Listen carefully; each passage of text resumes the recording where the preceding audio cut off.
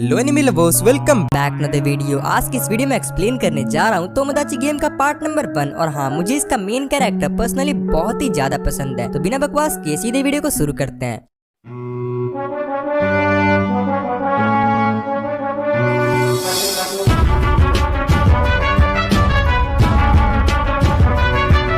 शुरुआत में हमें एक बच्चा जिसका की नाम कातागिरी योइची है, वो न्यूज़पेपर डिलीवर करता हुआ दिखाया जाता है। जब वो सभी पेपर्स बेच देता है तो उस न्यूज़पेपर शॉप का मालिक उसे कहता है कि तुम आजकल पहले से 2 गुनी ज्यादा मेहनत कर रहे हो। योइची इस पे जवाब देता है कि मेरे पास अभी पैसे की कमी है, अगले महीने मुझे स्कूल ट्रिप पे जाना है जिसके लिए मुझे 70,000 येन चाहिए। ये अमाउंट सुन के वह बूढ़ा कहता है कि ये तो बहुत ज्यादा है, क्या तुम जाने से मना नहीं कर सकते। योइची कहता है कि सभी ने प्रॉमिस किया है साथ में जाने का। बूढ़ा पूछता है कि सभी लोग कौन, जिसपे योइची कहता है कि मेरे सभी प्यारे दोस्त। फिर हमें उसके स्कूल का सीन दिखाया जाता है। योइची ने पैसे जमा कर लिए थे और वो अपनी सीट पर बैठा होता है कि तभी उसके पास एक दूसरा स्टूडेंट सीबे आता है जो कि उसे कांग्रेचुलेट करता है, मगर फिर कहता है कि अगर तुमने मुझसे मांगा हो तब मेरे डैडी ऐसे ही तुम्हें 70,000 येन दे देते। ये सुनकर एक दूसरी स्टूडेंट सावारागी सीहो सीबे पे गुस्सा करती है ऐसा कहने के लिए, और फिर वहाँ पर उसके और 2 दोस्त मिकासा तेंजी और कोकुरु योतोरी भी आ जाते हैं। सभी लोग उसे शाबाशी देते हैं उसके इतने हार्ड वर्क पर। योइची अपने मन में कहता है कि तुम सभी लोगों का धन्यवाद, आखिरकार हम सभी लोग सबसे अच्छे दोस्त हैं और हमेशा ही दोस्त रहेंगे। कम से कम मैं तो हमेशा ऐसा ही सोचता था।